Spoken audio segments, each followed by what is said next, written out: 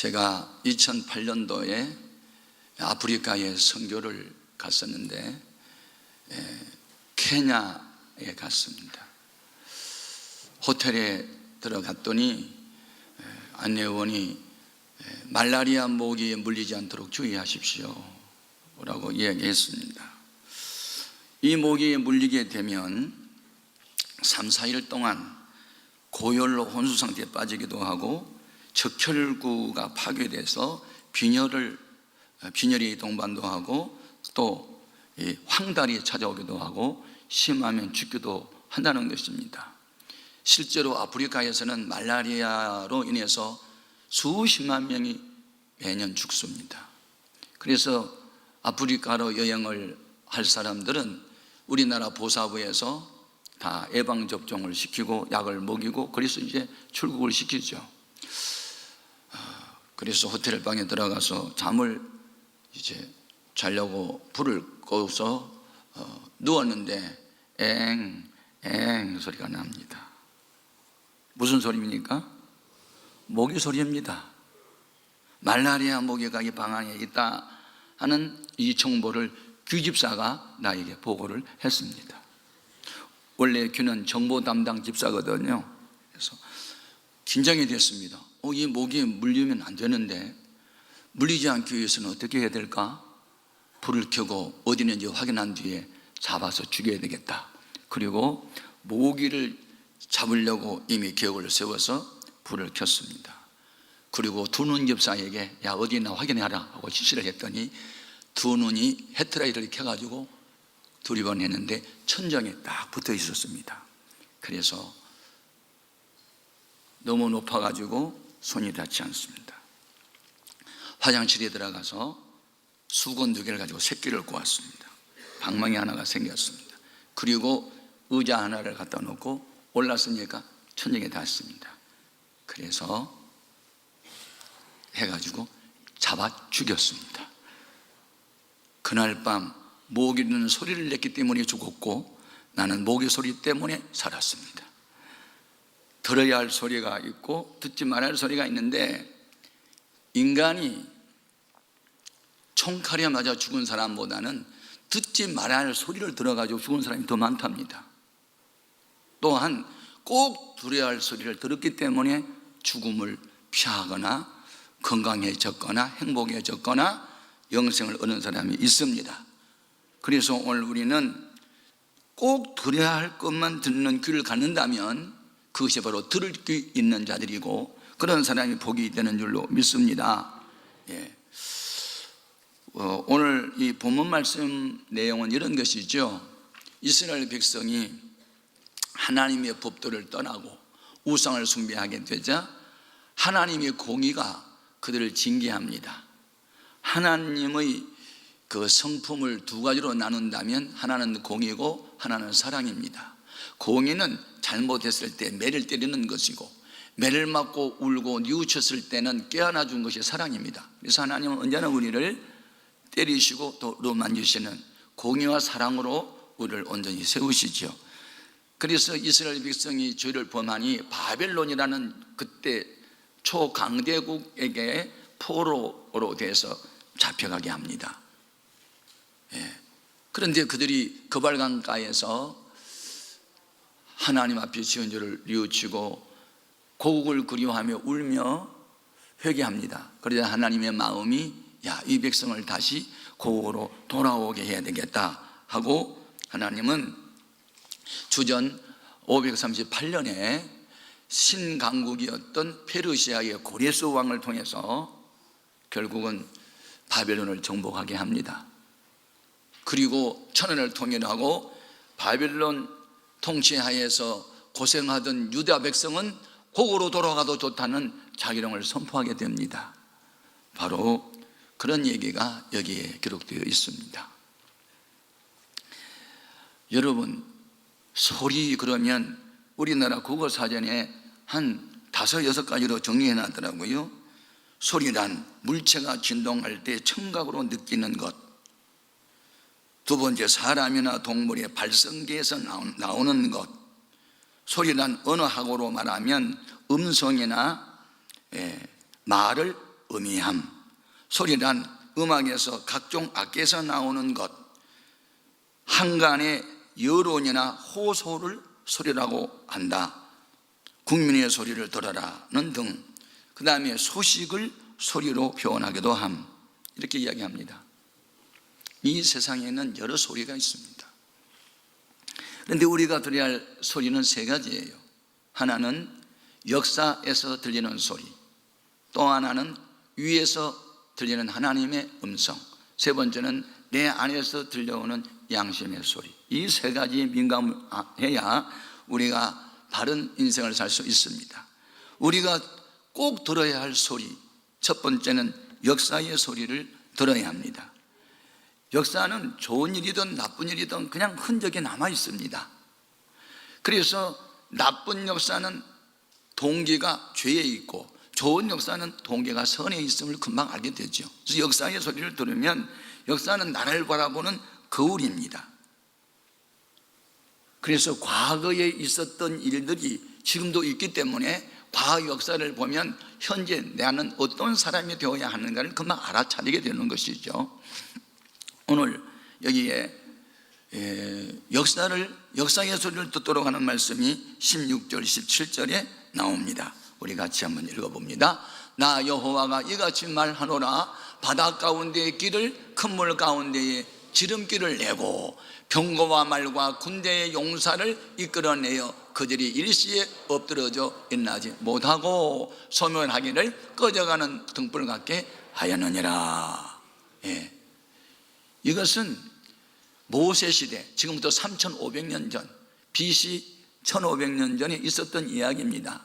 그러니까 바벨론 포로 생활이 500년이니까 1000년 전에 있었던 이야기를 지금 이사야가 끌어내서 이야기를 하는 것이죠. 즉 역사의 소리를 좀 들어봐라. 너희 조상 이스라엘 민족의 애굽에서 종살이하고 있을 때 하나님이 모세를 통해서 출애굽하게 하여 적과 꿀이 흐르는 가나안 땅으로 가게 하실 때 그들이 희망을 가지고 애굽에서 나왔지만 가다 보니 앞에는 홍해가 가로놓였었고 바로 왕은 다시 군대를 보내가지고 나간 이스라엘 백성을 잡아오라고 하여 군대가 추격을 하므로 진퇴양난에 빠져 있을 때 하나님이 어떻게 일하셨느냐. 바다 가운데 길을 내시고 길이 난 바다 가운데로 이스라엘 백성은 건너감으로 구원을 얻었고 이스라엘 백성을 괴롭혔던 애굽 군대는 바다 가운데 들어왔을 때 하나님의 물을 합쳐버리니 수장이 되었다. 이것이 역사다 이야기입니다. 여기에서 중요한 말씀이 있습니다. 그들을 끌어내어 병거와 말과 군대의 용사가 쫓아왔을 때 하나님이 바다 가운데 길을 내어 구원할 사람은 구원하고 심판할 사람은 심판했다. 그런데 그와 같은 이야기를 기록할 때 여기 원어에 보면 미완성 진행, 미완료 진행형으로 썼어요. 무슨 말이냐면 과거에 단회적으로 끝난 역사가 아니고 이와 같은 일은 앞으로 반복해서 계속 일어날 수 있는 일이다 하는 겁니다. 과거에 하나님 백성을 괴롭히는 원수를 하나님이 소멸하고 택한 백성을 구원하는 그 역사는 옛날 단회적으로 끝나는 역사가 아니고 앞으로도 계속 일어날 수 있다. 과거에 있었던 역사가 앞으로도 정리될 수 있다는 겁니다. 그래서 성경은 아브라함의 하나님이 이삭의 하나님이고 이삭의 하나님이 야곱의 하나님이고 야곱의 하나님이 베드로의 하나님이고 우리 하나님 될 수 있다. 이것이 바로 성경에서 들려오는 역사의 소리입니다. 여러분 개인의 역사가 있습니다. 주님을 만났던 그날 평생 잊지 않기를 바랍니다. 주님과 약속했던 그 일을 평생 지키십시오. 역사의 소리를 귀담아 들어야 우리가 곁길 가지 않습니다. 두 번째 들어야 할 소리가 있습니다. 위에서 들리는 소리를 들어야 합니다. 그것은 하나님의 음성입니다. 역사의 소리보다 더 정확한 소리는 하나님의 소리입니다. 아멘. 하나님의 소리는 기쁜 소리입니다. 복음입니다. 14절 같이 읽어봅니다. 너희의 구속자여 이스라엘의 거룩한 이 여호와가 말하노라. 너희를 위하여 내가 바벨론에 사람을 보내어 모든 갈대아 사람에게 자기들이 연락하던 배를 타고 도망하여 내려가게 하리라. 나는 여호와 너희의 거룩한 자요 이스라엘의 창조자요 너희의 왕이니라. 아멘. 여기 하나님의 소리, 주님의 음성, 택한 백성의 왕이 되겠다는 약속입니다. 이게 복음이죠. 왕은 통치자요. 그리고 옛날에 왕은 전쟁 날 때 앞장서서 갔어요. 그 용장의 뒤를 따라가서 그 왕이 이기면 나라 전체가 이기고 왕이 패하면 전체가 패했어요. 그런데 왕 되신 하나님은 누가 싸워서 진 일이 없어요. 마귀를 이기세요. 죽음을 이기세요. 저주를 이기세요. 사로잡힌 자를 자유케 하는 능력이 있어요. 그분이 바로 너희를 구속했다. 그 말은 값을 지불하고 샀다. 너는 내 것이다. 내 백성은 내가 책임져 주겠다 하는 약속입니다. 이것이 복음 중에 복음입니다. 이 세상에 나를 책임져 줄 자가 누굽니까? 아무도 없습니다. 내 생명의 주인 되신 주님만이 우리의 영원한 왕이 된 줄로 믿습니다. 주님의 음성을 들어야 합니다. 주님이 이렇게 우리에게 당부합니다. 과거에 너무 또 집착하지 말아라. 역사에 집착하지 말아라. 18절입니다. 같이 읽어봅니다. 너희는 이전 일을 기억하지 말며 옛날 일을 생각하지 말라. 사람이요, 과거에 너무 집착하면 전진을 못합니다. 과거에 잘한 이야기만 계속하고 변명하면 지금 잘못하고 있는 것을 합리화시킵니다. 그래서 사도 바울은 과거에 잘했던 것도 잊어버리고 잘못한 것도 잊어버리고 나는 새로운 목표를 정해놓고 달려간다고 했으니 과거에 너무 집착하지 말아라. 그런 의미가 있고, 또 하나는 과거의 일을 생각지도 말고 기억지도 말라는 말은 출애굽 사건보다 바벨론 포로 생활하던 민족이 돌아오는 사건은 더 새로운 일이기 때문에 새로운 일을 기대하라는 겁니다. 할렐루야. 하나님이 하신 일은 언제나 새롭습니다. 그래서 성경을 읽어보십니까? 전에 읽었을 때에 받은 은혜보다 요즘 읽었을 때 받은 은혜가 더 새롭습니다. 같은 말씀인데. 과거에 제가 초신자 때는요, 성경을 읽으면 나하고 해당되는 말씀이 별로 없더라고요. 이 말씀 우리 김집사가 읽어야 되는데 오늘 또 빠졌구만. 이 말씀은 20절은 우리 최 집사님이 읽어야 되는데 또 빠졌네. 나하고 해당되는 말씀이 별로 없는데 나중에 신앙이 깊어지다 보니까 구구절절이 다 나를 위한 말씀들밖에 없어요. 같은 말씀인데. 그래서 이 뭡니까? 날로 새로지는 것입니다. 아멘. 하나님이 우리를 향한 계획이 있는데 새 일을 하겠다는 겁니다. 그것이 바로 19절 20절인데 같이 읽어봅니다. 보라, 내가 새 일을 행하리니 이제 나타낼 것이라 너희가 그것을 알지 못하겠느냐. 반드시 내가 광야의 길을 사막의 강을 내리니 장차 들짐승 곧 승냥이와 타조도 날 존경할 것은 내가 광야의 물을 사막의 강들을 내어 내 백성 내가 택한 자에게 마시게 할 것이라. 여기에서 광야가 뭐지요? 가시응공기 많고 사람이 살 수 없는 곳입니다. 정갈이 있고 독사가 있는 곳이죠. 또 길도 없습니다. 그런데 그곳에다가 고속도로를 내겠다. 사막이 어떤 곳이죠? 물이 없어요. 사막을 여행하다가 싱구리에 한번 걸려들면 죽습니다. 길을 열어버리고. 사막, 물이 없어요. 그러니까 사람이 못 살아요. 그러니까 사람이 살 수 없는 환경에 사람이 살 수 있는 환경으로 새 역사를 내가 이루겠다는 겁니다. 여러분, 이 광야가 그리고 사막이 영적으로 보면 우리 마음입니다. 살고 싶은 의욕이 없는 마음, 사막입니다. 기쁨도 즐거움도 없는 것이 광야입니다. 그런데 하나님의 은혜가 우리 속에 임하게 되면 광야에 새길이 열리고 사막에 강들이, 생수의 강들이 생겨나서 더없이 만족한 삶을 살게 한다는 것입니다. 이것이 바로 복음이고 위로부터 들려오는 소리고 우리가 받아야 할 음성인 줄로 믿습니다. 여러분, 세상은 광야 같습니다. 가시응공기가 많습니다. 날 찌르는 것들이 많아요. 질병이 찌르고 가난이 찌르고 배신이 찌르고 상처가 날 찌릅니다. 그런데 이 광야에 불을 질러버려가지고 개간을 시켜가지고 거기에 농작물을 심으면 얼마나 좋겠습니까? 여러분, 우리의 마음의 가치를 말씀으로 갈아엎어버리고 성령의 불로 태워버리고 그곳에 생명나무 예수님을 심고 거기에 평화가 넘치고 기쁨이 넘치는 이 새 에덴으로 돌아가는 이런 역사가 있기를 주의 이름으로 축복합니다. 주님이 그렇게 하겠다고 약속하셨습니다. 그래서 우리의 광야에 우리의 사막 같은 심령 속에 생수의 강이 흘러 넘치게 하겠다고 약속하셨으니 그것이 바로 요한복음 7장 37절 이하 같이 읽어봅니다. 명절 끝날 곧 큰 날에 예수께서 서서 외쳐 이르시되 누구든지 목마르거든 내게로 와서 마시라. 나를 믿는 자는 성경의 이름과 같이 그 배에서 생수의 강이 흘러나오리라 하시니 이는 그를 믿는 자들이 받을 성령을 가리켜 말씀하신 것이라. 그러므로 성령 받아야 합니다. 능력 받아야 합니다. 은혜 받아야 합니다. 내 마음의 기쁨과 의욕의 샘솟도 돼야 하는 것입니다. 위로부터 들려오는 주님의 음성을 들은 사람은 살아납니다. 요한복음 5장 25절에 죽은 자들이 하나님의 음성, 하나님의 아들의 음성을 들을 때가 오나니 곧 이때라. 듣는 자는 살아나리라고 했으니 하나님의 음성이 민감할 수 있기를 바랍니다.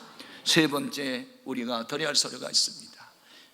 그것은 선한 양심의 소리를 들어야 합니다. 양심이란 말은 언어적 해석은 함께 안다 하는 뜻입니다. 내가 알고 하나님이 아는 것이 양심입니다.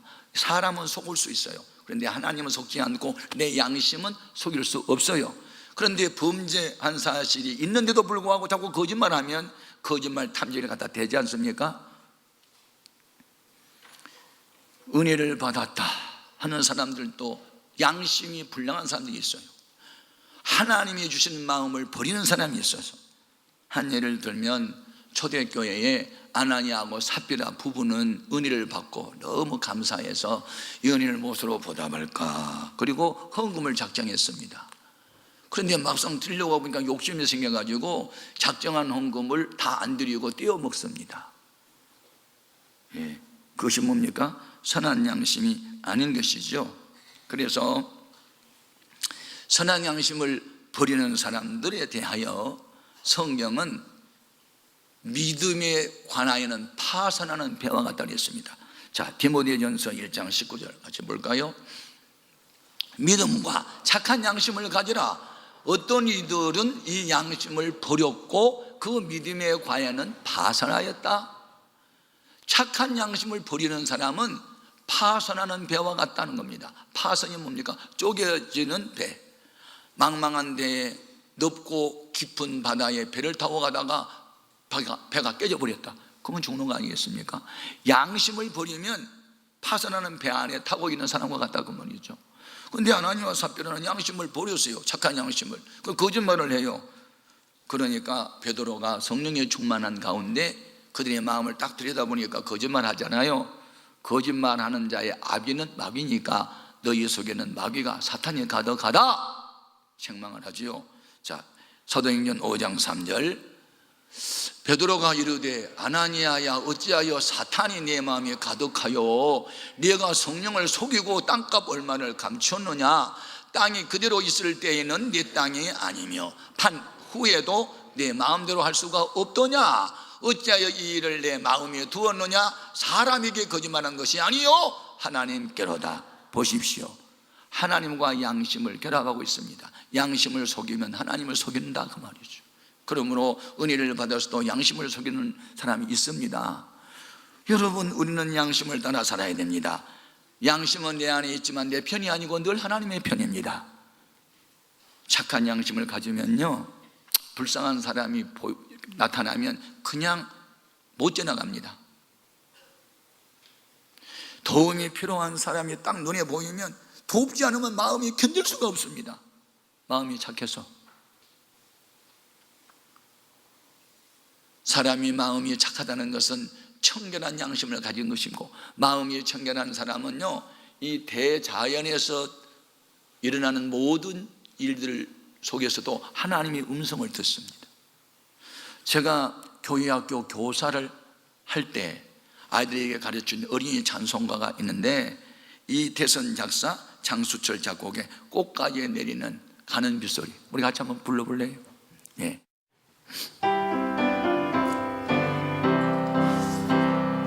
꽃가지에 내리는 가는 빗소리, 가만히 기울이고 들어보세요. 너희들도 이 꽃처럼 마음이 고와라. 너희들도 이 꽃처럼 마음이 고와라. 2절도 불러봐요. 냇가에서 종종종 우는 새소리, 가만히 기울이고 들어보세요. 너희들도 이 꽃처럼 마음이 맑아라. 너희들도 이 꽃처럼 마음이 맑아라. 여러분, 은혜를 받으면 다 동심으로 돌아갑니다. 한번 동심으로 돌아가 볼까요? 도리도리, 잼잼, 징징, 다 어른 돼가지고 안 따라하죠. 마음이 은혜를 받으면 왜 이렇게 순진해지고 착하고 어려지고 속에 뭘 담아놓지를 못하고 있는 대로 표현하고. 여러분, 어린아이 마음이나 착한 양심은 같아요. 어린아이는 거짓말 할 줄 몰라요. 거짓말 하라고 하면 거짓말 하라고 했다고 그까지 말 다 해버려요. 여러분, 착한 양심 갖고 살아야 하나님의 영이 떠나지 않고 함께합니다. 그런데 착한 양심을 가진 사람은요, 불량한 사람들로부터 많은 고난을 당할 수 있어요. 다니엘과 같은 사람은 하나님께 하루에 3번씩 난 기도해야지, 착한 마음으로 민족을 위해서 기도해야 되겠다.